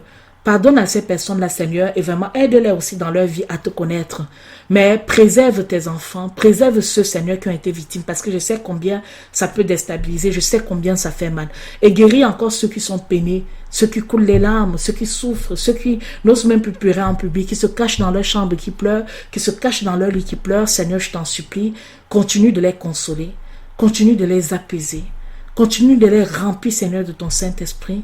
Continue, mon Dieu, mon roi, de montrer ta face, de montrer qu'ils puissent voir en toi d'abord l'essentiel de leur bonheur, qu'ils puissent savoir que leur bonheur dépend d'abord de toi. Ça ne dépend pas des hommes, ça ne dépend pas de ta femme, de ton ex ou de ton ceci, ça dépend de Jésus. Jésus est capable de t'apporter le soleil dans ta vie. Il est capable d'apaiser ton cœur. Il est capable vraiment de te retirer là où il y a des choses pas. Non. Seigneur, tu es plus grand que ce que l'on croit. Tu es plus grand que ce que l'on pense et je veux te dire merci ce matin encore. Je veux te dire merci pour tout ce que tu as fait pour moi et que tu ne cesses de faire pour moi. Merci pour des pièges, Seigneur, dans lesquels tu me tires également, Seigneur, parce que ma vue, elle est aveuglée. Et que tu utilises les gens aussi autour de moi pour me protéger, pour me prévenir, pour m'avertir des dangers qui me guettent, mon Dieu, mon roi. Je veux que tu les bénisses tous, Seigneur. Et vraiment, Père, je t'en supplie, continue de nous guider, continue, Seigneur, de nous remplir de ta lumière et continue, Seigneur, de t'exalter en nous dans le nom de Jésus. Amen. Amen. Nous allons marquer un tout petit coup de pause juste pour... mais nous pouvons même d'ores et déjà, on peut d'ores et déjà conclure. Amen, amen, mes bien-aimés. Excusez malheureusement cette sonnerie parce que je n'ai pas le temps de débrancher. Que le Seigneur vous garde tous et qui continue de veiller sur vous et qui nous apporte tout ce que nous pourrions avoir besoin. Vraiment, on a besoin de Jésus et vraiment qui continue de nous garder, qui nous garde dans sa lumière, qui nous garde. Après moi, vous auriez, mes bien-aimés, l'avenir en Christ présenté par la sœur Célestine des Sœurs de Paris. Puis, vous auriez toute la journée la rediffusion des différentes émissions. On s'efforce de pouvoir diffuser. Vous avez sur la plateforme la programmation en train de se faire, notamment dans la nuit. Il y a les résumés que la sœur Célestine a commencé avec la version de Jean-Fédor Esteval, notamment l'évangile de Luc et l'évangile de Jean. Et cela sera joint à la lecture de la Bible audio, afin que pendant la nuit, que vous soyez imprégné de la parole de Dieu. C'est apaisant, ça vous permet de bien dormir et aussi de bien méditer aussi, même quand on n'a pas le sommeil ou quand on veut dormir dans les meilleures conditions. Donc le Seigneur, comme on a toujours l'habitude de faire, on a toujours eu l'habitude de diffuser la parole de Dieu plutôt la nuit, c'est-à-dire à partir de minuit, je crois, et même un peu avant. Ça permet justement aussi jusqu'à 6h du matin, il me semble, 6h ou 7h du matin, et ça nous permet, je me mets rapidement sur la planification, dis de bêtises. Alors, donc on a la diffusion de la parole de Dieu de 0h jusqu'à, c'est un peu lent à chaque. Voilà, c'est pour ça que vous avez un peu quelques glissements. Donc à partir de 0h jusqu'à 5h, jusqu'à 5h, et le soir aussi, nous l'avons à partir de 22h50 jusqu'à minuit, donc 23h50. Non, c'est plutôt l'émission Péniel. Voilà, c'est plutôt la rediffusion de l'émission Péniel. Donc, on l'a de minuit jusqu'à 5h, jusqu'à 5h du matin. On va voir maintenant quelle mesure tirer jusqu'à 6h. Comme ça permettra ça permet toujours d'être, et ça a toujours été le cas depuis déjà plusieurs années et tout. Mais on n'avait pas la version de Jean-Fédor Esteval. C'est pour ça qu'on est en train de remplacer les anciennes bandes de son en rajoutant à chaque fois la version de Jean-Fédor Esteval, puisque c'est cette version qui est voulue maintenant par le Seigneur. En tout cas, soyez bénis. Je vous donne rendez-vous demain pour une nouvelle émission des matinales de Rachel. Soyez tous bénis, à très bientôt. Au revoir mes bien-aimés. Au revoir.